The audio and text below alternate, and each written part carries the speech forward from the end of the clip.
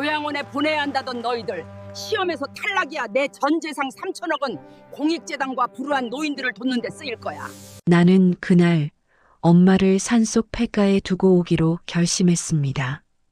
치매의 실금까지 더는 감당할 수 없었거든요. 하지만 집으로 돌아오는 길 병원에서 전화가 걸려왔습니다. 어머님 주민번호가 맞습니까? 이어 로펌, 은행에서도 연락이 왔죠. 우리는 미친 듯이 차를 돌렸습니다. 그런데 폐가에 도착했을 때 엄마는 이미 사라지고 경찰 기록만 남아 있었습니다. 시작하기 전에 구독과 좋아요 꼭 눌러주세요. 나는 그날 어머니를 산속 폐가 앞에 내려놓고 차를 돌렸습니다. 산길은 생각보다 험했어요. 서울에서 출발한 지 3시간이 지났을 때부터 포장도로가 끝나기 시작했죠. 내비게이션은 한참 전부터 GPS 신호 약함이라는 메시지만 반복하고 있었고요. 도로는 점점 좁아졌습니다. 자갈과 흙이 뒤섞인 비포장길이 끝없이 이어졌어요. 조수석에 앉은 아내 수지는 한마디도 하지 않았습니다. 그냥 창밖만 바라보고 있었죠. 입술을 꽉 깨문 채로요. 가끔씩 한숨을 쉬었지만 말은 하지 않았어요. 우리 둘 다 알고 있었으니까요. 지금 무슨 일을 하러 가는지를요. 뒷좌석에는 어머니가 앉아 계셨습니다. 손가방을 무릎 위에 올려놓고 가만히 창밖을 보고 계셨어요. 어머니도 말이 없으셨죠. 집을 나설 때부터 한마디도 안 하셨습니다. 그저 우리가 시키는 대로 차에 오르시고 안전벨트를 매시고 조용히 앉아 계셨어요. 그 침묵이 이상했어요. 보통 어머니는 차만 타면 어디 가니? 여기가 어디야? 집은 언제 가? 그 같은 질문을 수없이 반복하시거든요. 치매 때문이었죠. 5분 전에 대답해드려도 또 물으시고 또 물으시고 하루에 같은 질문을 30번도 넘게 들을 때가 많았어요. 그런데 오늘은 달랐습니다. 어머니는 아무것도 묻지 않으셨어요. 그냥 창밖만 보고 계셨죠. 마치 모든 걸 알고 계신 것처럼요. 나는 백미러로 어머니를 슬쩍 봤습니다. 어머니 얼굴은 무표정했어요. 슬퍼 보이지도 화나 보이지도 않았습니다. 그냥 담담한 얼굴이었죠. 차는 계속 산을 올라갔어요. 나무들이 점점 울창해졌고 하늘도 점점 좁아졌습니다. 양옆으로 나무들이 터널처럼 늘어서 있었어요. 가끔 나뭇가지가 차 옆면을 긁는 소리가 났죠. 삐걱, 드득. 그 소리가 신경을 건드렸어요. 여기면 아무도 못 찾는다. 수진이 말했습니다. 처음으로 입을 연 거였어요. 목소리는 낮았지만 확신에 차 있었죠. 나는 고개를 끄덕였습니다. 뒤를 돌아보지 않았어요. 백미러로도 어머니를 보지 않았죠. 그냥 앞만 보고 핸들을 잡고 있었습니다. 정말 괜찮을까? 내가 물었어요. 사실 확신이 서지 않았거든요. 지금 와서 무슨 소리야? 이미 결정한 거잖아. 수진 목소리가 날카로워졌습니다. 우리가 2년 동안 얼마나 고생했는데 더는 못 견뎌. 정말로. 그래도 뭐, 당신이 모실 거야? 회사 그만두고 아니면 내가 그만둬? 애들은?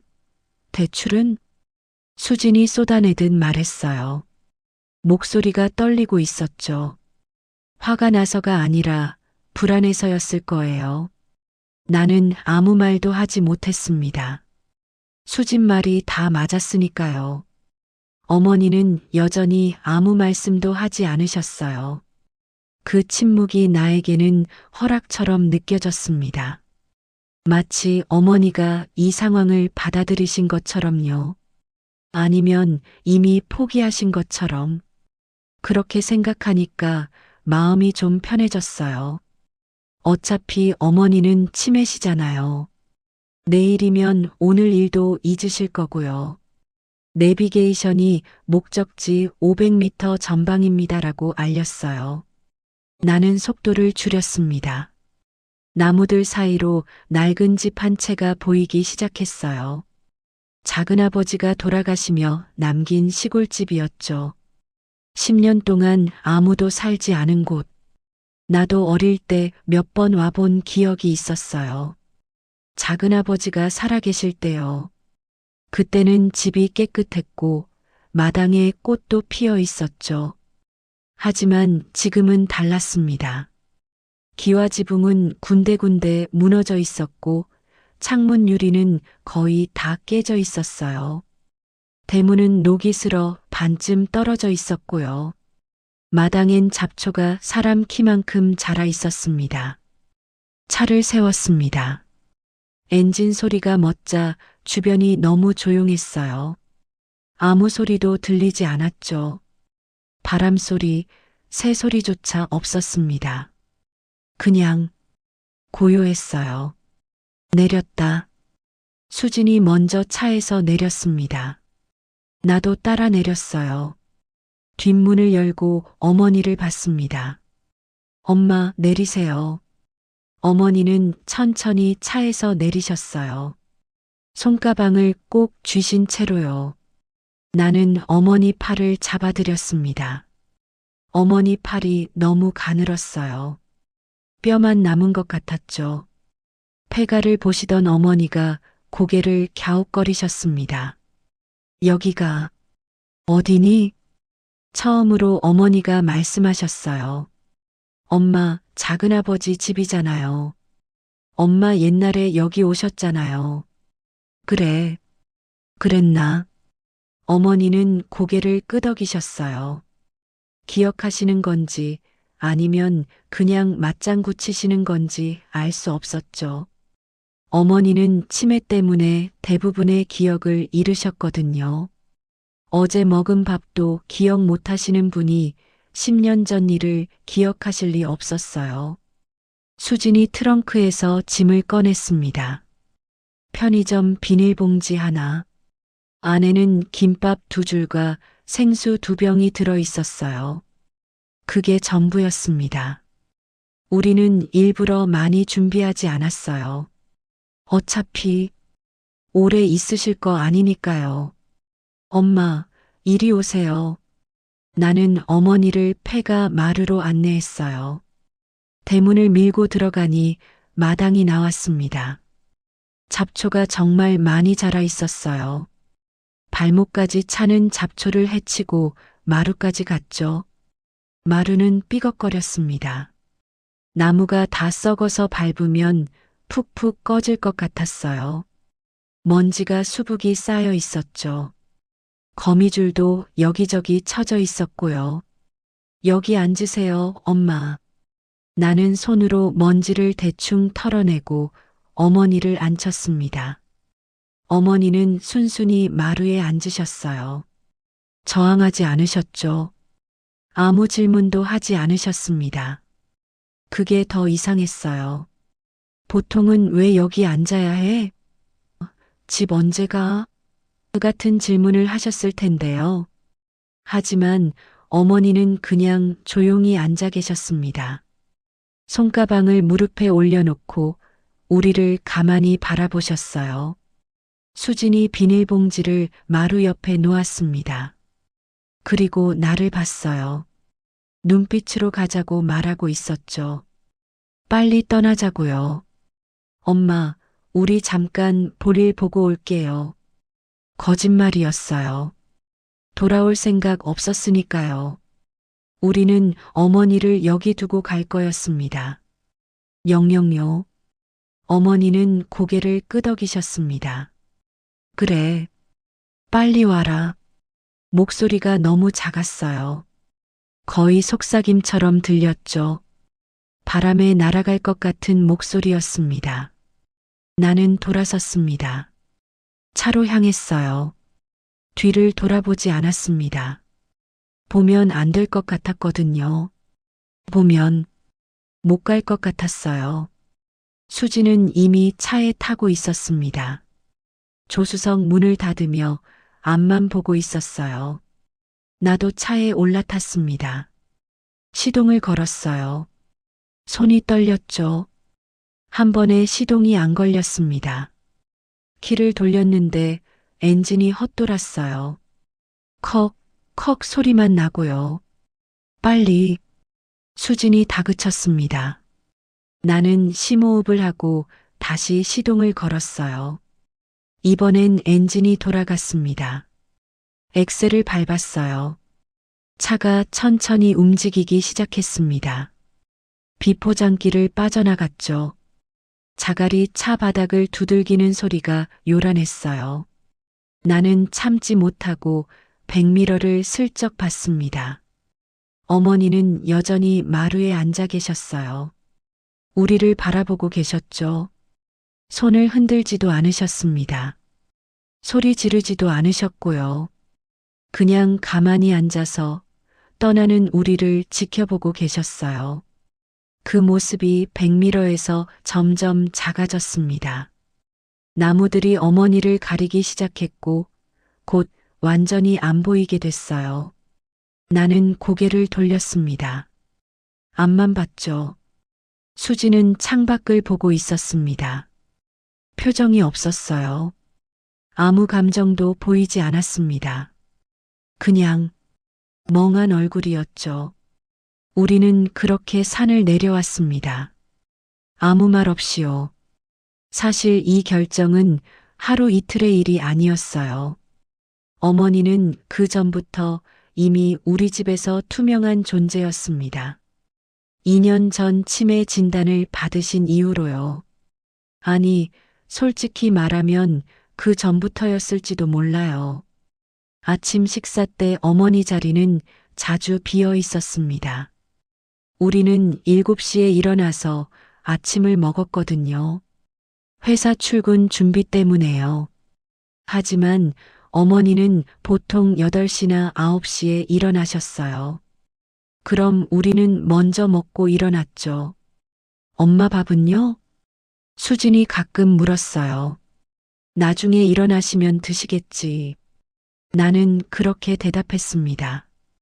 전자레인지에 데워 드시라고 해요. 우리는 어머니 몫을 랩으로 싸서 냉장고에 넣어뒀어요.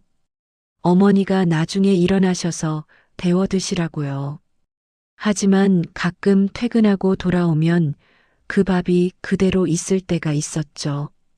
어머니가 밥 먹는 걸 잊으신 거예요. 엄마 아침 안 드셨어요? 응, 먹었는데. 냉장고에 그대로 있는데요. 그래, 내가 먹었는데. 이상하네. 어머니는 진짜로 기억을 못 하셨어요. 드신 건지 안 드신 건지조차 모르셨죠. 그럴 때마다 나는 한숨이 나왔습니다. 병원 일정도 뒷전이었어요. 엄마, 이번 주 목요일에 병원 가셔야 돼요.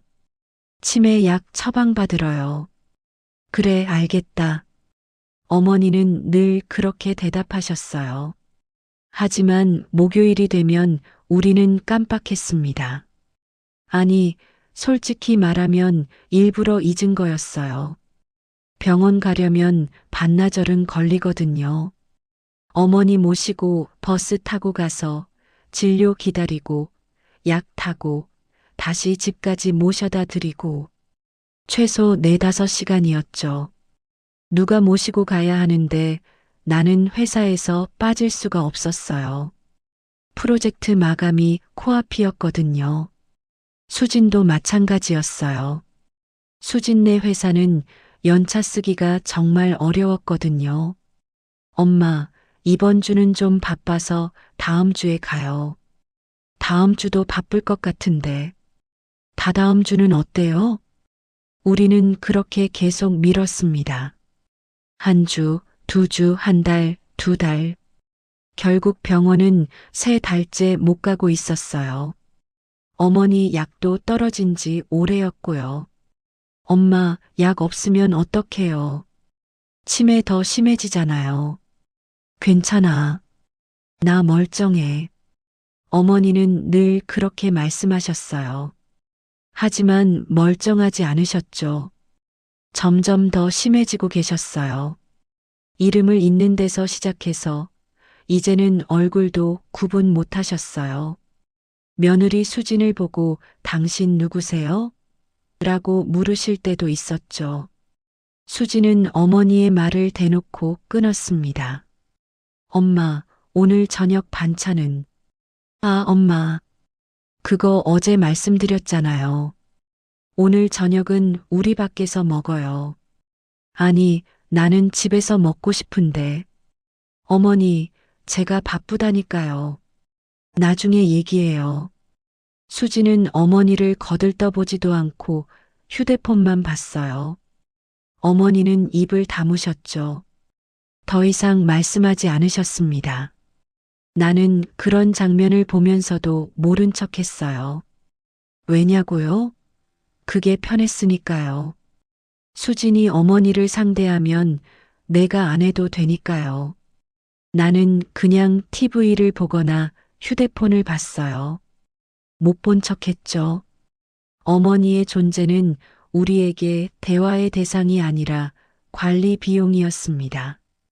이번 달 생활비 얼마 나왔어? 저녁 먹고 설거지하면서 수진이 물었어요. 350이야. 헉, 왜 이렇게 많이 나와? 엄마 약값이 50이고 병원비가 30, 기저귀가 20. 기저귀까지? 엄마 이제 기저귀 차세요? 응. 지난주부터 밤에 자다가 실수하시니까. 에휴. 수진이 한숨을 쉬었어요. 이래서 요양원 보내야 된다니까. 이렇게 돈만 나가고 우리는 하나도 못 쉬고 우리는 어머니가 앉아 계신 거실에서 이런 대화를 나눴어요. 목소리를 낮추지도 않았죠. 어머니가 듣든 말든 상관없었습니다. 어차피 치매시니까 금방 잊으실 거라고 생각했어요. 어머니는 소파에 앉아서 TV를 보고 계셨습니다. 아니, TV를 보는 척하고 계셨죠. 화면을 보고 계셨지만 사실은 우리 대화를 듣고 계셨을 거예요. 그 무시는 하루 이틀의 일이 아니었습니다. 1달, 2달, 석 달. 시간이 지날수록 심해졌어요. 어머니한테 말 걸 때도 짜증 섞인 목소리로 말했죠. 엄마, 여기 왜 또 이래요? 어제 청소했잖아요. 거실 바닥에 뭔가 흘러 있었어요. 어머니가 물 드시다가 쏟으신 거였죠. 미안해. 손이 떨려서.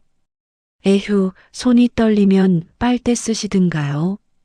맨날 이러시네. 수진이 화난 목소리로 말하며 걸레를 가져왔어요. 바닥을 닦으며 혼잣말처럼 중얼거렸죠. 진짜 애 키우는 것도 아니고. 어머니는 아무 말씀도 하지 않으셨어요. 그냥 소파에 앉아서 수진이 닦는 걸 지켜보고 계셨습니다. 어머니는 그 모든 순간을 조용히 기억하고 있었을 겁니다. 우리의 표정, 말투, 태도까지 모두 기록하듯이요. 하지만 어머니는 아무 말씀도 하지 않으셨어요. 화내지도 울지도 않으셨죠. 그냥 조용히 견디고 계셨습니다. 그게 더 이상했어요.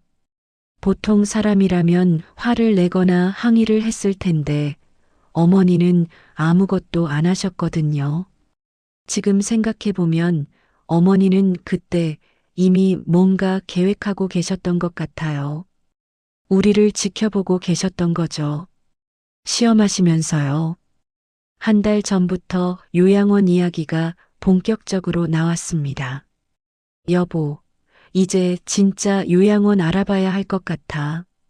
수진이 말했어요. 저녁 먹고 설거지하면서요. 목소리가 지쳐 있었죠. 또 그 얘기야? 또 그 얘기가 아니라 진짜 더는 못 견디겠어. 어제 새벽에도 엄마가 일어나셔서 현관문 열려고 하셨어. 나가시려고. 뭐? 응. 내가 소리 듣고 깨서 겨우 말렸어. 집에 가야 돼 그러시면서. 여기가 집인데. 수진이 한숨을 쉬었어요. 치매가 점점 심해지는 것 같아. 이제 우리 얼굴도 제대로 구분 못 하시잖아. 그래도 요양원은 비용이 얼마인데? 알아봤는데 한 달에 200에서 250 정도 한대. 250? 나는 숟가락을 놓았어요. 우리 월급 합쳐서 400인데 거기서 250을 어떻게 내? 대출 갚는 것도 빠듯한데. 그러니까 문제지. 근데 집에서 계속 모시기엔. 수지는 말끝을 흐렸어요. 하지만 무슨 말인지 알았죠. 더는 못 견디겠다는 뜻이었습니다. 그럼 정부 지원 같은 거 없어? 치매 환자 요양 보조금 같은 거? 알아봤어. 근데 우리 소득이 기준 초과래. 월급이 너무 많다는 거야. 400이 많아? 세금 떼고 나면 300 조금 넘는데? 그게 기준이래. 중위소득 100% 이하만 지원 대상이라나 뭐라나. 어쩌겠어. 우리는 한숨을 쉬었어요. 그때 어머니가 거실에서 기침 소리를 내셨습니다. 콜록콜록하고요. 우리 대화를 듣고 계신 거였죠. 수지는 목소리를 낮췄어요.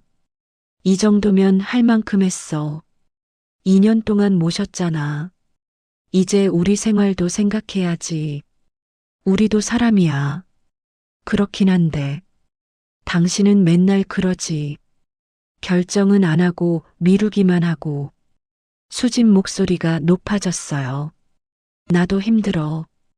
회사 다니면서 어머니 뒷바라지까지 하는 거 정말 힘들다고. 밤에 화장실 실수하시면 내가 치우는 거 알아? 기저귀 빠는 것도 내가 하고, 빨래도 내가 하고, 병원 예약도 내가 알아보고. 당신은 회사 핑계 대면서 하나도 안 하잖아. 나도 바쁘다고. 나는 안 바빠? 나도 회사 다녀. 나도 프로젝트 있고 야근도 해. 근데 집에 오면 또 엄마 챙겨야 되고, 청소해야 되고, 빨래해야 되고. 수진이 소리쳤어요. 목소리가 떨리고 있었죠. 우리는 싸웠습니다. 목소리가 점점 커졌어요. 그럼 어쩌라고. 내가 뭘 어떻게 하라고. 모르겠어. 그냥. 이제 한계야. 나 정말 못하겠어. 수진이 울기 시작했어요. 손으로 얼굴을 가리고 흐느꼈죠. 거실에 계시던 어머니가 일어나셨습니다. 천천히 방으로 들어가셨어요. 문을 닫는 소리가 들렸죠. 마, 또 저러시네. 수진이 눈물을 닦으며 말했어요. 우리 싸우는 거 듣기 싫으시나 봐. 근데 엄마 때문에 싸우는 건데. 있잖아. 요즘 어머니 이상하지 않아? 뭐가? 아픈 척을 너무 많이 하시는 것 같아. 어제도 갑자기 가슴이 답답하다고 하시더니 119 부를까 하니까 괜찮다고 하시고, 손도 자꾸 떨리신다고 하시는데 뭐 잡으실 때는 멀쩡하시고, 리모컨도 잘 쓰시잖아. 나이 드시면 그럴 수도 있지. 아니야. 뭔가 일부러 그러시는 것 같아. 우리 앞에서만 유독 그러신다고. 수진의 말이 맞았어요. 사실 나도 느끼고 있었거든요. 어머니가 우리 앞에서만 유독 아픈 척을 많이 하신다는 거요. 혼자 계실 때는 멀쩡하게 TV도 보시고, 화장실도 혼자 가시고, 물도 따라 드시는데, 우리가 집에 들어오면 갑자기 아이고, 허리야 숨이 가빠 이러시는 거예요. 처음에는 진짜 아프신 줄 알았어요. 근데 몇 번 반복되니까 의심이 들더라고요. 에휴, 그냥 요양원 보내자. 진짜 이러다 우리가 먼저 쓰러지겠어. 수진이 결론을 내렸어요. 근데 돈이 없는데 어떡해. 뭐라도 해야지. 대출을 더 받든지 아니면. 수진이 말을 멈췄어요. 그리고 나를 봤죠. 작은아버지 시골집 있잖아.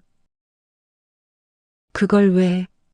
거기 사람 안 살잖아. 10년째. 그래서 거기 잠깐 엄마를 모시는 거야. 일주일만. 그 사이에 우리가 방법을 찾아보는 거지. 나는 수진을 봤어요. 수진은 진지한 표정이었습니다. 그게 말이 돼? 다른 방법이 있어? 요양원 돈도 없고 우리가 모실 수도 없고 엄마는 치매시니까 기억도 못 하실 거고. 일주일이야. 딱 일주일만. 그 사이에 복지센터 알아보고 정부 지원 받을 방법 찾아보고 그럼 되잖아. 거짓말이었어요. 나도 알았고 수진도 알았죠. 복지센터는 이미 알아봤고 우리는 지원 대상이 아니었어요. 하지만 달리 방법이 없었어요. 일주일 뒤엔 정말 모셔올 거지? 당연하지. 그냥 잠깐만 계시게 하는 거야. 그것도 거짓말이었을 거예요. 우리 둘 다 알고 있었죠. 한번 두고 오면 다시 모셔오지 않을 거라는 걸요. 그날 밤 나는 잠을 못 잤어요. 천장을 보며 계속 생각했죠. 이게 맞나? 정말 이렇게 해도 되나? 하지만 다른 방법이 떠오르지 않았어요. 일주일 뒤였어요. 아침 식사 때 어머니가 먼저 말씀하셨습니다. 준혁아, 네 엄마. 나 산에 가면 공기가 좋아서 좀 나아질 것 같다. 나는 숟가락을 들던 손을 멈췄어요. 수진도 나를 봤죠. 갑자기 무슨 말씀이세요? TV에서 봤어. 산속 공기가 폐에 좋다고. 나도 요즘 숨이 가빠서 거기 가서 좀 쉬고 싶다. 어머니는 담담하게 말씀하셨어요. 표정도 평온했죠. 마치 오래 생각하신 것처럼요. 수진이 나를 봤어요. 눈빛이 반짝였습니다. 기회다라는 표정이었죠. 어머니, 진짜 그러고 싶으세요? 수진이 조심스럽게 물었어요. 응. 요양원은 돈도 많이 들잖니. TV에서 봤어. 한 달에 200만 원씩 든다고. 나 때문에 너희가 힘들어하는 거 다 알아. 그냥 조용한 데 가서 쉬고 싶어. 그 말이 덫이었어요. 하지만 우리는 그걸 몰랐습니다. 아니, 알고 싶지 않았는지도 몰라요. 엄마, 그런데 산에 가면 어디서 지내실 건데요? 작은아버지 집 있잖니. 거기. 엄마 옛날에 거기 가봤어. 공기 진짜 좋더라. 거기 10년 동안 사람 안 살았는데. 괜찮아. 나 혼자 있는 거 괜찮아. 조용한 게 좋아. 어머니는 미소까지 지으셨어요. 그 미소가 진짜인지 가짜인지 알 수 없었죠. 엄마, 거기 전기도 안 들어오고 물도 안 나오는데. 괜찮아. 나 옛날 사람이야. 그런 거 없어도 살 수 있어. 어머니는 계속 괜찮다고 하셨어요. 그날 저녁 수진과 나는 방에서 속삭이듯 대화를 나눴습니다. 어머니가 직접 말씀하셨잖아. 우리가 강요한 것도 아니고. 그러게. 진짜 가고 싶으신가 봐. 이거 기회 아니야? 어머니가 원하신다니까 모셔다 드리는 거지. 우리가 버리는 게 아니라. 근데 거기서 혼자 어떻게. 일주일만. 딱 일주일 있다가 다시 데려오면 되잖아. 그 사이에 요양원 알아보고 방법 찾아보고. 나는 망설였어요. 하지만 오래 망설이진 않았죠. 그래. 어머니가 원하시니까. 우리가 억지로 하는 것도 아니고. 그렇게 결정됐습니다. 폐가는 이미 정해진 장소였어요. 우리가 며칠 전부터 알아보고 있었거든요. 혹시 모를 상황에 대비해서요. 전기수도 끊긴 지 얼마나 됐는지, 집 상태는 어떤지, 사람들 왕래는 있는지 다 알아봤어요. 그리고 결론은 거기 두면 아무도 못 찾는다는 거였죠.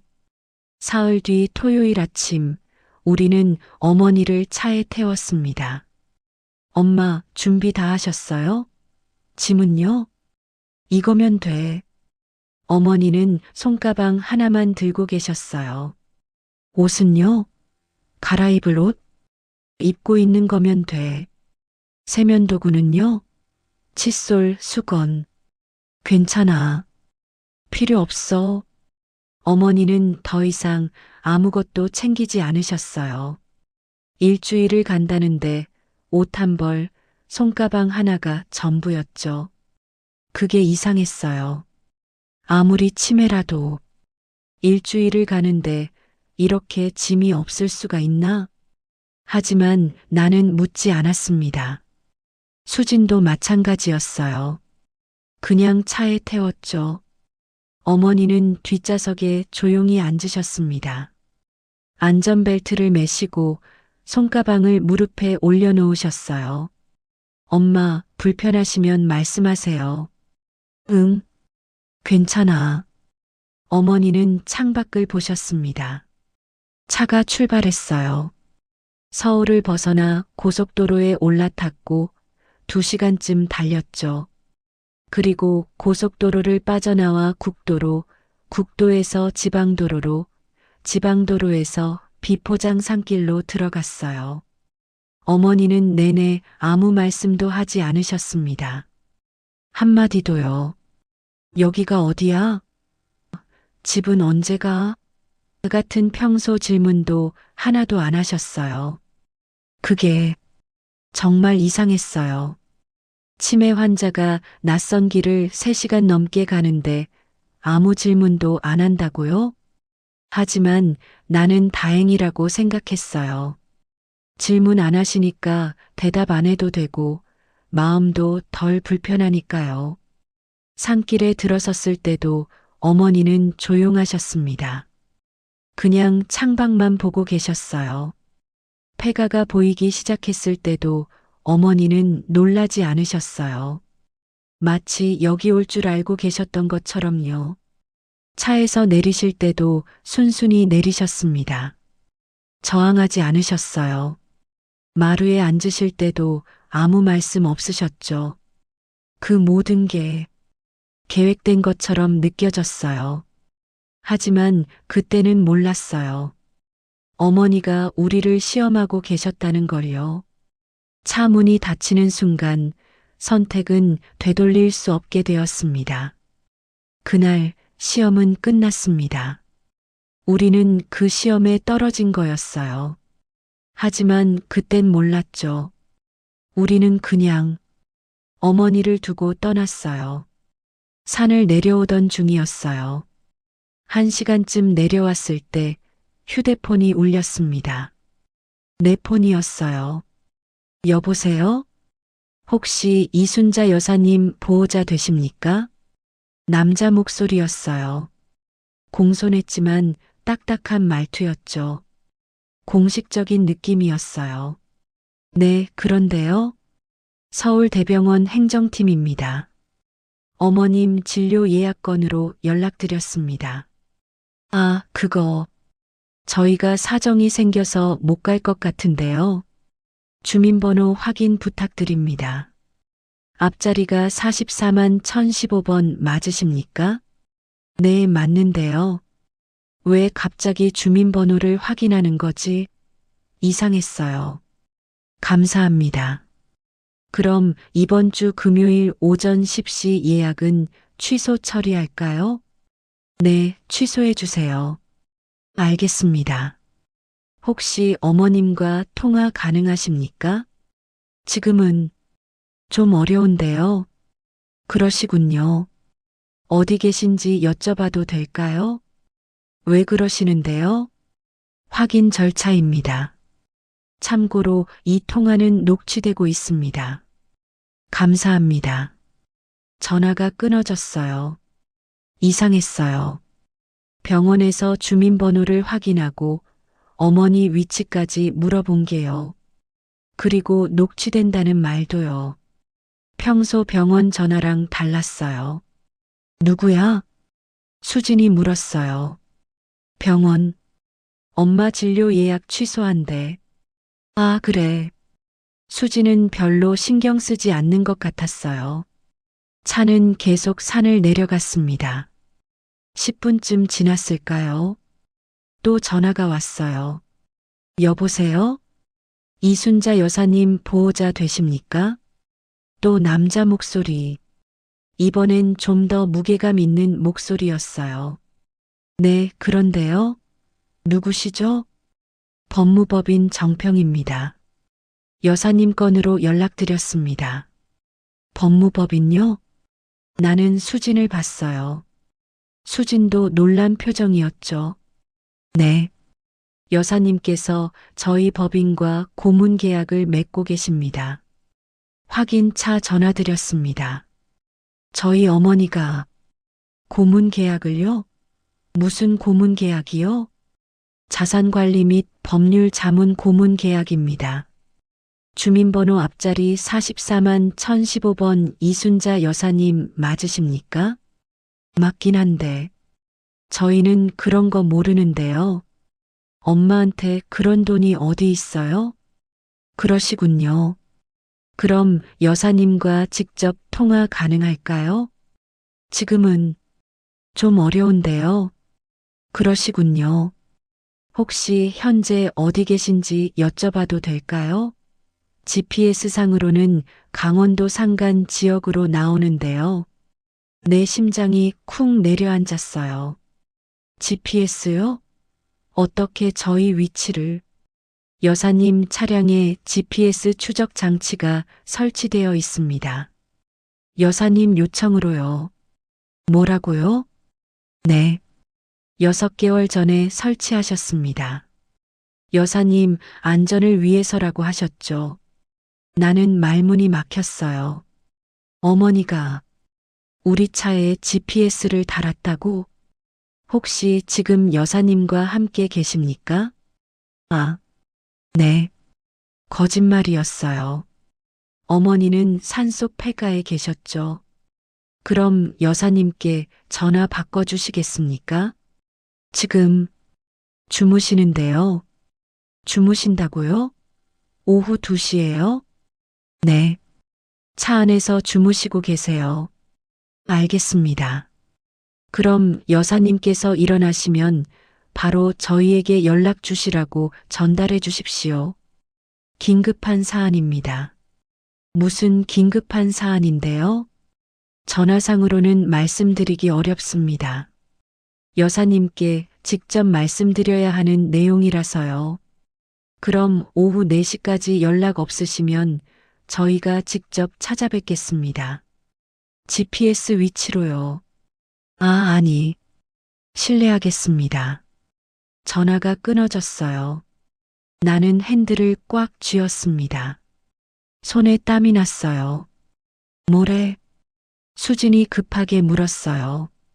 법무법인에서 엄마랑 고문 계약 맺었다는데, 그리고 우리 차에 GPS가 달려있대. 엄마가 6개월 전에 달았다고. 뭐? 그게 무슨 소리야? 나도 몰라. 처음 듣는 얘긴데. 엄마한테 그런 돈이 어디 있어? 우리는 서로를 봤어요. 불안감이 스멀스멀 올라왔죠. 그때 또 전화가 왔어요. 이번엔 수진 전화였습니다. 여보세요? 수진이 받았어요. 네. 네, 맞는데요. 뭐라고요? 아니, 그런 적 없는데요. 네, 알겠습니다. 수진 얼굴이 하얗게 변했어요. 전화를 끄는 수진이 나를 봤습니다. 은행에서 전화 왔어. 은행? 어머니 명의 계좌에 대한 확인이래. 보호자가 접근 시도한 기록이 있냐고. 우리 그런 거 안 했잖아. 엄마 통장도 모르는데. 나도 그렇게 말했어. 근데 그쪽에서 이상하게 물어봐. 어머니가 어디 계신지, 혹시 연락 가능한지, 보호자가 어머니와 함께 있는지, 그리고 오후 5시까지 어머니 본인 확인 안 되면 경찰에 신고한대. 노인 실종으로. 뭐? 나는 브레이크를 밟았어요. 차가 갑자기 멈춰섰죠. 도대체 뭐야, 이거. 왜 이래? 수진이 떨리는 목소리로 말했어요. 뭔가 잘못된 것 같아. 엄마가 뭔가 준비한 것 같아. 불안감이 공포로 바뀌고 있었어요. 그때 또 전화가 왔습니다. 이번엔 모르는 번호였어요. 나는 떨리는 손으로 전화를 받았습니다. 여보세요? 이준혁 씨 맞으십니까? 네. 법무법인 정평수석 변호사 강민호입니다. 이순자 여사님 건으로 정식 연락드립니다. 목소리가 차가웠어요. 더 이상 공손하지 않았죠. 여사님은 현재 어디 계십니까? 정확한 위치를 말씀해 주시기 바랍니다. 그게 외출 중이신데요. 외출이요? GPS상으로는 강원도 군면 산간 지역에 계신 것으로 나옵니다. 거기가 어떤 곳입니까? 대답해 주십시오. 지금 상황이 심각합니다. 저 시골에 계세요. 요양 차원에서. 요양이요? 혼자 계십니까? 이준혁 씨, 지금부터 제가 말씀드리는 내용 잘 들으십시오. 변호사는 차분하게 하지만 냉정하게 말하기 시작했어요. 이순자 여사님은 현재 수천억 원대 자산의 실소유주이십니다. 네. 나는 귀를 의심했어요. 수천억이요? 네. 국내외 부동산 17건, 신탁 자산 3개, 재단 운영 2개, 모두 여사님 실명으로 관리 중입니다. 총 자산 가치는 약 3,500억 원 정도 됩니다. 3,500억. 그 숫자가 머릿속에서 맴돌았어요. 그게 무슨 소리예요? 우리 엄마가 수천억이라니. 말도 안 돼요. 여사님, 아버님께서 운영하셨던 삼익산업 아십니까? 아, 외할아버지가 옛날에 하시던 회사. 근데 그거 망했잖아요. 겉으로는 그렇게 알려져 있습니다. 하지만 실제로는 80년대 중반에 외국 기업에 매각됐고 그 매각 대금 전액이 여사님 명의로 관리됐습니다. 여사님 아버님의 유언에 따라서요. 그 돈이 지난 40년간 부동산과 금융 자산으로 불어났고 현재 3,500억 원 규모가 된 겁니다. 나는 입을 다물 수가 없었어요. 어머니가 재벌이었다고? 수진도 옆에서 듣고 있었어요. 입을 벌린 채로요. 그리고 한 가지 더 말씀드리겠습니다. 변호사가 계속 말했어요. 오늘 오전 9시 여사님께서 저희 사무실에 직접 방문하셨습니다. 오늘 오전에요? 오늘 오전 9시. 우리가 어머니를 차에 태우기 직전이었어요. 네. 그리고 상속 구조를 전면 수정하셨습니다. 상속 구조요? 네. 이준혁 씨와 배수진 씨의 이름은 상속 대상에서 완전히 삭제되었습니다. 뭐라고요? 모든 자산은 공익재단과 신탁으로 전환됩니다. 가족에게는 단 한 푼도 가지 않습니다. 그럴 수는 없어요. 이미 진행됐습니다. 여사님의 직접 지시였습니다. 정신 감정도 받으셨고 공증도 마쳤습니다. 법적으로 완벽합니다. 전화기를 쥔 손이 떨렸어요. 그럼 엄마가 우릴 네. 여사님은 지난 6개월간 이 작업을 준비하셨습니다. 저희 법인과 매주 미팅을 하셨고요. 6개월 동안 어머니는 우리 몰래 변호사를 만나고 자산을 정리하고 상속 구조를 바꾸신 거예요.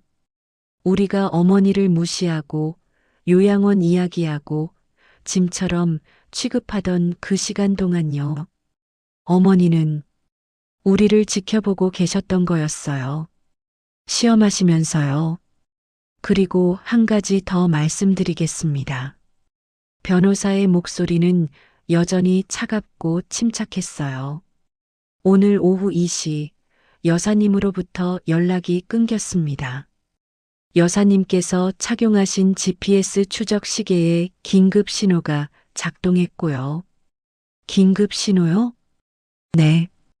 여사님께서 6개월 전 저희에게 의뢰하신 안전장치입니다. 만약의 사태에 대비한 거죠. 그 시계에는 GPS뿐 아니라 긴급 버튼이 있습니다. 여사님께서 그 버튼을 누르셨어요. 나는 숨이 막혔어요. 어머니가 손목시계를 차고 계셨던 게 기억났습니다. 언제부터 차고 계셨는지는 모르겠지만 오늘 아침에도 차고 계셨어요. 평범한 은색 시계처럼 보였죠. 저희는 이를 긴급 상황으로 판단하고 즉시 대응 절차를 시작했습니다. 대응 절차요? 네. 첫째, 경찰에 노인 유기 신고를 접수했습니다. 유기라니. 저희는 유기한 게 아니에요. 그럼 뭡니까? 여사님을 산속 폐가에 혼자 두고 떠나신 거 아닙니까? 그게 엄마가 원하셔서. 증거가 있습니까? 여사님께서 원하셨다는 증거요. 없으시겠죠? 반대로 저희에게는 증거가 있습니다. 변호사가 차분하게 말했어요. 지난 6개월간 여사님과의 상담 기록, 녹음 파일, 영상 기록 모두 있습니다. 여사님께서는 매주 저희 사무실을 방문하셨고 그때마다 집에서 어떤 대우를 받으시는지 상세히 말씀하셨죠. 식사를 거르신 날들, 병원 예약이 취소된 날들, 며느리께서 하신 말씀들, 아드님께서 모른 척 하신 순간들 다 기록되어 있습니다. 내 머릿속이 하얘졌어요. 어머니가 다 기록하고 계셨다고? 둘째, 보호자 포기 기록을 확정했습니다. 보호자 포기요? 그게 무슨... 이준혁 씨와 배수진 씨는 법적 보호자 지위를 상실하셨습니다. 여사님의 직접 요청이었고요. 법원 허가도 받았습니다. 그럴 수는 없어요. 저는 친아들인데요. 혈연관계와 보호자 자격은 별개입니다. 특히 노인학대와 유기가 의심되는 경우에는요. 노인학대라니. 셋째, 여사님을 안전하게 보호하기 위한 조치를 취했습니다. 그게 무슨 소리예요? 현재 저희 법인 소속 직원들이 GPS 위치로 출동했습니다. 여사님을 안전한 곳으로 모실 겁니다. 저희가 모실게요. 지금 바로 가겠습니다. 너무 늦었습니다. 변호사의 목소리가 더욱 차갑게 식었어요. 이미 여사님은 보호 조치가 완료됐습니다. 그리고 이준혁 씨, 배수진 씨와의 접촉은 일체 금지됩니다. 제발요. 제발 엄마를 만나게 해주세요. 안 됩니다. 여사님께서 명확히 거부하셨습니다. 아들과 며느리를 만나고 싶지 않다. 무섭다고 하셨어요. 무섭다. 그 단어가 가슴에 박혔습니다. 어머니가 나를 무서워하신다고? 현재 GPS상으로 이준혁 씨 차량이 산으로 다시 향하고 있는 걸로 나옵니다만. 네. 저희가 엄마를 모시러 가봤자 소용없습니다. 이미 여사님은 그곳에 안 계십니다. 뭐라고요? 오후 2시 30분에 저희 직원들이 여사님을 모시고 떠났습니다. 현재는 안전한 의료시설로 이송 중이고요. 나는 핸들에 머리를 기댔어요. 모든 게 끝났어요. 마지막으로 한 가지만 더 전달하겠습니다. 변호사가 말했어요. 여사님께서 이준혁 씨에게 전하라고 하신 말씀이 있습니다. 나는 너를 시험했다. 그리고 너는 낙제했다. 이 말씀을 꼭 전하라고 하셨습니다. 전화가 끊어졌어요. 나는 그 자리에서 움직일 수가 없었습니다. 수진이 옆에서 울고 있었어요. 손으로 얼굴을 가리고 흐느끼고 있었죠. 수천억? 수천억이었어. 수진이 떨리는 목소리로 중얼거렸어요. 우리가 수천억을 버렸어. 산에다. 어떻게, 우리 이제 어떻게. 수진이 계속 울었어요. 나도 울고 싶었어요. 하지만 눈물이 나오지 않았습니다.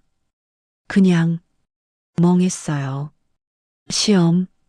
어머니는 우리를 시험하셨던 거예요.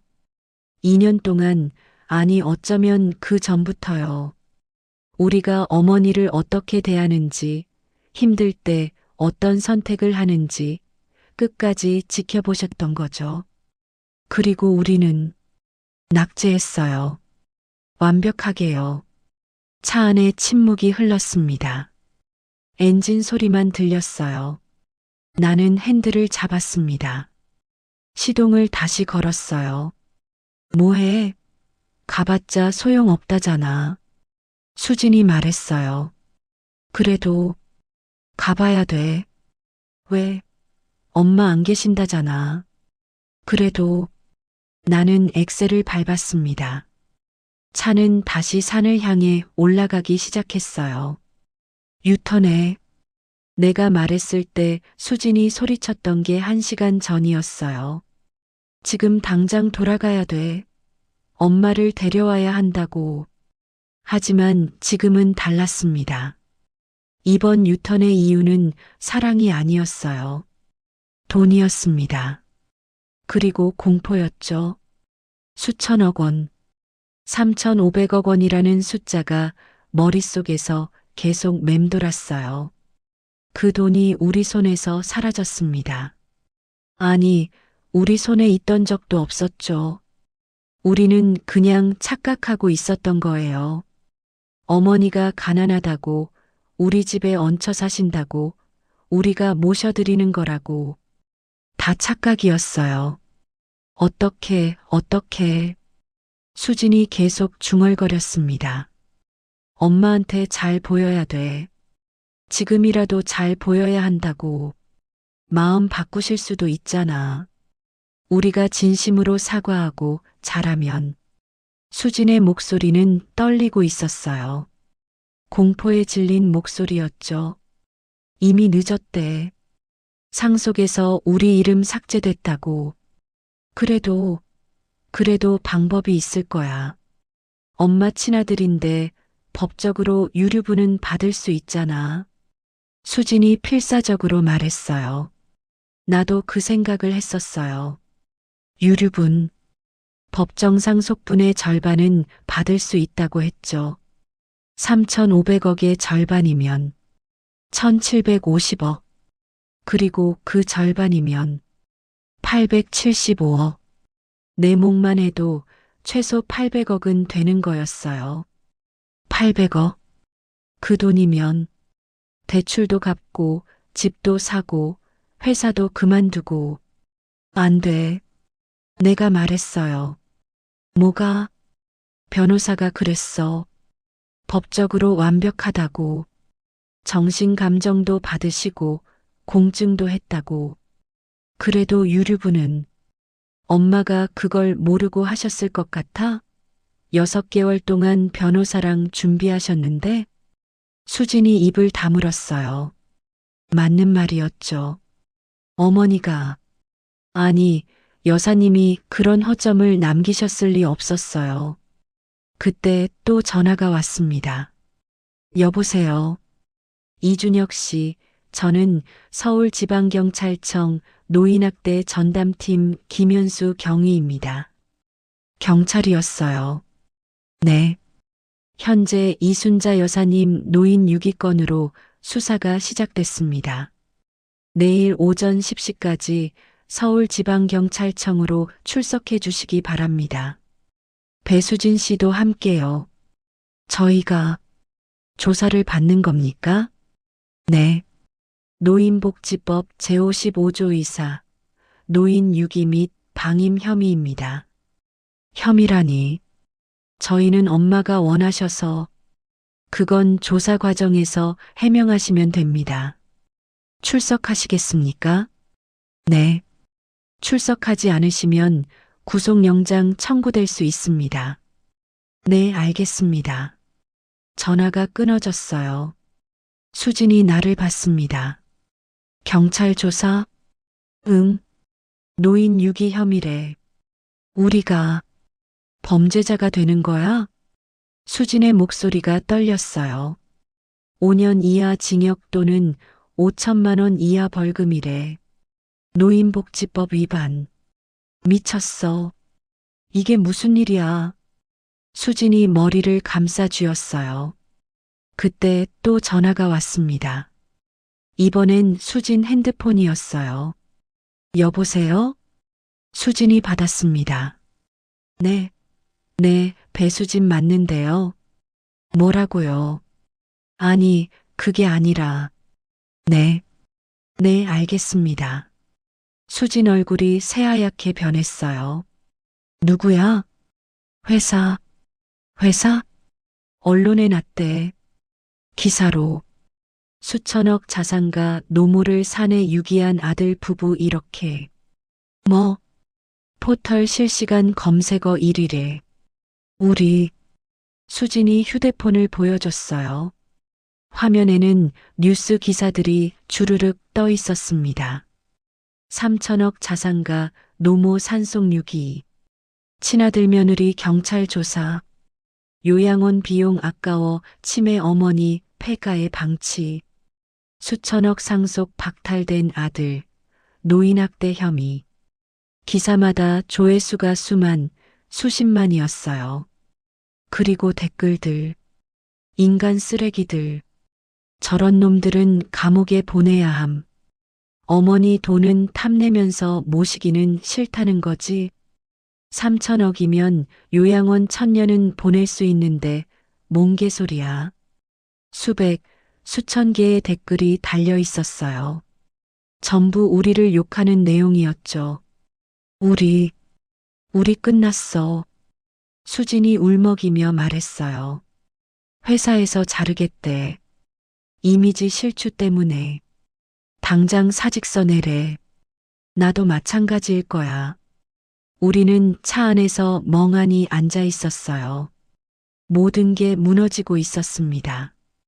돈도, 직장도, 명예도, 가족도 다 잃는 거였어요. 차는 계속 산을 올라갔습니다. 응징은 감정이 아니라 시스템으로 진행되고 있었습니다. 법적 절차, 사회적 낙인, 경제적 파탄, 모든 게 동시에 정확하게 진행되고 있었죠. 어머니가 6개월 동안 준비하신 거였어요. 완벽하게요. 폐가에 도착했을 때는 오후 4시쯤이었어요. 해가 기울기 시작하고 있었습니다. 산속은 벌써 어두워지고 있었죠. 차를 세웠어요. 폐가는 텅 비어 있었습니다. 어머니는 안 계셨어요. 마루에 놓았던 김밥과 물도 없었죠. 대신 다른 게 있었습니다. 경찰 차량 한 대가 서 있었어요. 그리고 검은색 세단 한 대. 경찰관 2명이 폐가 앞에 서 있었습니다. 우리를 기다리고 있었던 거죠. 나는 차에서 내렸어요. 수진도 따라 내렸습니다. 이준혁 씨, 배수진 씨 맞으십니까? 경찰관 한 명이 물었어요. 네. 신분증 확인하겠습니다. 경찰관은 우리 신분증을 받아 확인했어요. 그리고 무전기로 뭔가 보고했죠. 이준혁, 배수진 현장 도착 확인했습니다. 잠시 후 검은색 세단에서 사람이 내렸습니다. 정장 입은 남자였어요. 50대쯤 돼 보였죠. 이준혁 씨, 배수진 씨. 그가 우리에게 다가왔어요. 저는 법무법인 정평 강민호 변호사입니다. 통화했었죠. 전화로 통화했던 그 변호사였어요. 어머니는 어디 계세요? 나는 떨리는 목소리로 물었습니다. 말씀드렸잖습니까? 이미 안전한 곳으로 모셨다고. 어디요? 제발 좀 알려주세요. 말씀드릴 수 없습니다. 변호사는 냉정하게 말했어요. 여사님께서 명확히 지시하셨습니다. 위치를 알려주지 말라고요. 제발이요. 한 번만이라도 만나게 해주세요. 사과하고 싶어요. 여사님께서 면회를 거부하셨습니다. 영구적으로요. 영구적으로요? 네. 앞으로 이준혁 씨와 배수진 씨는 여사님을 만날 수 없습니다. 법적으로도 그렇게 조치했습니다. 변호사는 서류 봉투를 꺼냈어요. 이건 여사님께서 남기신 서신입니다. 직접 읽어보시기 바랍니다. 봉투를 건네받았습니다. 손이 떨렸어요. 봉투를 뜯었어요. 안에는 편지 한 장이 들어 있었습니다. 어머니 필체였어요. 또박또박 쓰여진 글씨였죠. 나는 떨리는 손으로 편지를 펼쳤습니다. 준혁아, 수진아. 이 편지를 읽고 있다면 너희는 이미 모든 것을 알았겠구나. 나는 가난하지 않았어. 너희가 불쌍히 여기며 모셔준 게 아니야. 나는 3,500억 원의 자산을 가진 사람이었어. 하지만 너희는 그걸 몰랐지. 나를 짐으로만 봤으니까. 지난 2년 나는 모든 걸 지켜봤어. 아침마다 나 혼자 남겨진 식탁. 3달째 미뤄진 병원 예약. 고작 약값 50만 원이 아깝다던 너희 대화. 요양원 보내야 한다며 나 앞에서 하던 속닥임. 며느리가 내 말을 끊던 순간들. 내가 모른 척하던 눈빛들. 다 기억해. 하나도 잊지 않았어. 너희는 내가 치매라서 기억 못할 거라고 생각했겠지. 하지만 나는 기억했어. 일부러 기억했어. 너희를 시험하기 위해서. 6개월 전부터 나는 준비했어. 매주 화요일 오전 너희가 출근하고 나면 나는 집을 나섰어. 택시를 타고 법무법인에 갔지. 변호사들과 만나 상속 구조를 바꾸고 재산을 정리하고 재단을 만들었어. 그리고 녹음기를 샀어. 너희 대화를 녹음했지. 엄마 때문에 우리 인생 망친다. 차라리 안 계셨으면. 요양원도 아깝다. 다 녹음했어. 그 녹음 파일들은 지금 경찰과 법원에 제출됐어. 나는 내게 기회를 줬어. 매일 아침 너희가 나를 어떻게 대할지 지켜봤어. 병원 예약할 때 너희가 어떤 선택을 할지 기다렸어. 밤마다 너희가 나를 어떻게 생각하는지 들었어. 하지만 너희는 한 번도 시험을 통과하지 못했어. 단 한 번도. 그래서 나는 결정했어. 마지막 시험을 하기로. 산에 가고 싶다고 말했을 때 너희가 어떻게 할지 보기로 한 거야. 진짜 아들이라면 말렸을 거야. 엄마, 무슨 소리예요? 거긴 사람 살 곳이 아니에요. 하지만 너희는 뭐라고 했지? 엄마가 원하시니까 모셔다 드리자. 기회였던 거야. 마지막 기회. 하지만 너희는 또 낙제했어. 나를 산에 두고 떠났지. 그 순간 모든 게 끝났어. 너희는 더 이상 내 가족이 아니야. 법적으로도 감정적으로도 내 재산은 너희 손에 가지 않아. 공익재단과 신탁으로 가. 불우한 노인들을 돕는 데 쓰일 거야. 너희처럼 가족에게 버림받은 노인들을 위해서. 경찰 조사 잘 받아라. 법정에서 보자. 그리고 잘 살아라. 하지만 나 없이 살아라. 너희를 낳은 것을 후회하는 어머니. 편지를 읽는 동안 눈물이 흘러내렸어요. 수진도 옆에서 편지를 읽고 있었는데 소리내어 울고 있었죠. 엄마, 나는 무릎을 꿇었습니다. 폐가 마루 앞에서요. 몇 시간 전 어머니가 앉아 계셨던 그 자리에서요. 제발, 제발 한 번만 만나게 해주세요. 변호사를 올려다보며 애원했어요. 사과할게요. 무릎 꿇고 사과할게요. 제발, 안 됩니다. 변호사는 단호했어요. 여사님의 결정은 확고합니다. 변명의 기회조차 주어지지 않습니다. 제발이요. 이미 모든 건 끝났습니다. 법적 절차는 진행 중이고 여사님은 안전하게 보호받고 계십니다. 변호사는 다른 서류를 꺼냈어요. 이건 접근 금지 명령서입니다. 이준혁 씨와 배수진 씨는 여사님으로부터 1km 이내로 접근할 수 없습니다. 위반 시 형사처벌 대상입니다. 그리고 이건 재산관계 종료 확인서입니다. 여사님과 이준혁 씨, 배수진 씨 간의 모든 재산적 관계가 법적으로 종료됐음을 확인하는 서류입니다.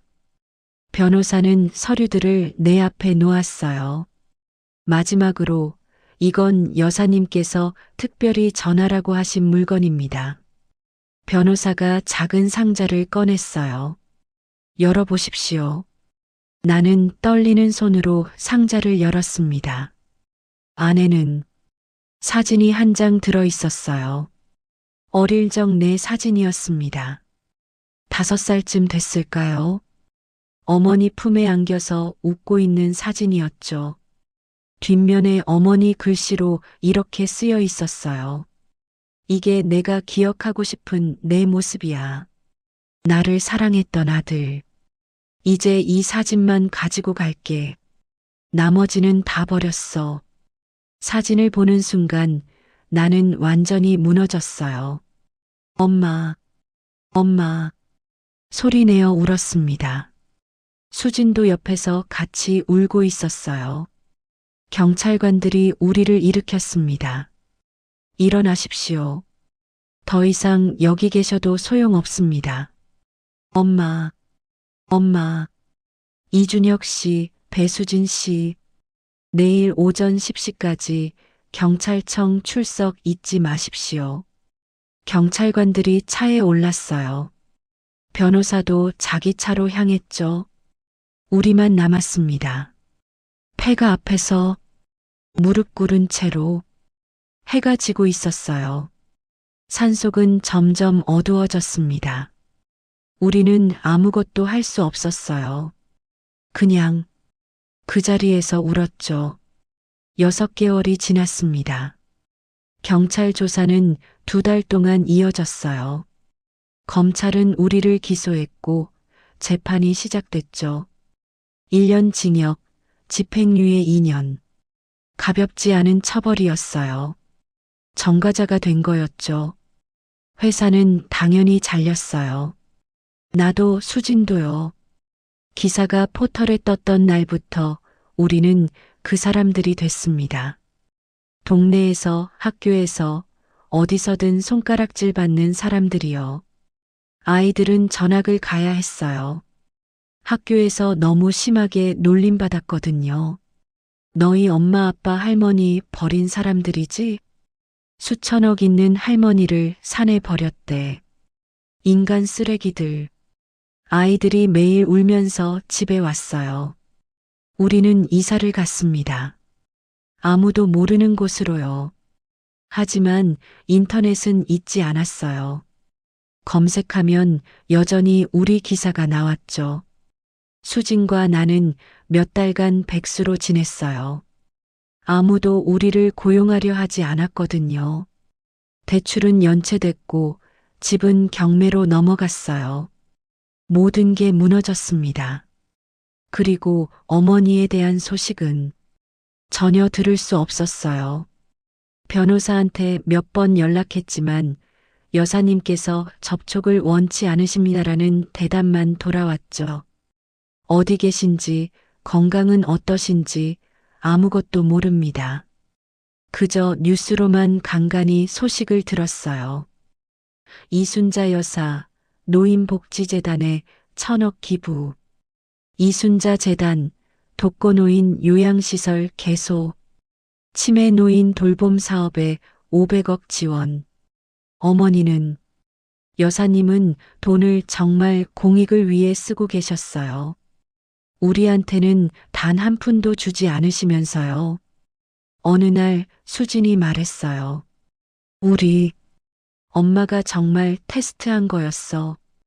2년 내내. 아니, 어쩌면 그 전부터 우리를 시험하신 거야. 그리고 우리는 매번 떨어졌어. 최악의 선택만 했지. 수진이 울었어요. 다시 돌아갈 수 있다면, 다시 돌아갈 수만 있다면. 하지만 돌아갈 수 없었어요. 시간은 되돌릴 수 없었죠. 밤마다 악몽을 꿔요. 폐가 마루에 앉아 계신 어머니 모습이 보입니다. 우리를 바라보시던 그 눈빛이요. 알고 계셨던 거예요. 우리가 뭘 하려는지 다 알고 계시면서도 그냥 순순히 앉아 계셨던 거죠. 시험을 끝까지 보시려고. 그리고 우리는 낙제했어요. 완벽하게. 1년 뒤 작은 소식을 들었습니다. 어머니께서, 여사님께서 스위스로 가셨대요. 알츠하이머 전문 요양시설이 있는 곳이라고 했죠. 거기서 조용히 지내신다고요. 그리고 그게 마지막 소식이었어요. 더 이상 어머니에 대한 뉴스는 나오지 않았습니다. 마치 우리 인생에서 완전히 사라지신 것처럼요. 이 이야기에는 화해가 없습니다. 용서도 재회도 기회도 없어요. 그냥 끝이에요. 다만 하나의 사실만 남았습니다. 이건 사랑을 시험한 이야기가 아니었어요. 인간성을 판정한 이야기였습니다. 그리고 우리는 낙제했습니다. 영원히요. 지금도 가끔 생각해요. 만약 그때 어머니를 산에 두고 오지 않았다면, 만약 그때 엄마 무슨 소리예요? 함께 있어요라고 말했다면, 만약 그 2년 동안 조금만 더 잘해드렸다면, 하지만 만약은 없어요. 우리는 선택했고 그 선택의 대가를 치르고 있습니다. 평생 치를 거예요.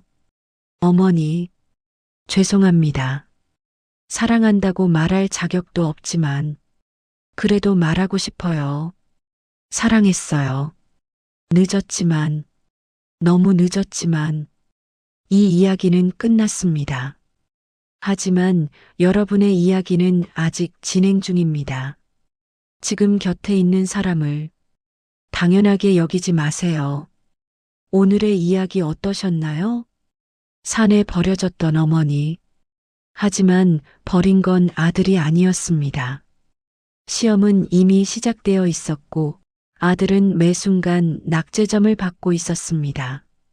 3,500억 원의 자산가였던 어머니는 끝까지 인간성을 시험했습니다. 그리고 냉정하게 판정을 내렸죠. 사랑은 조건이 아니지만 인간성에는 최소한의 기준이 있습니다.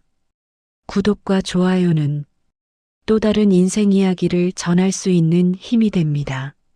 시청해 주셔서 감사합니다. 다음 이야기에서 다시 뵙겠습니다. 오늘도 좋은 하루 되시고 언제나 건강하십시오.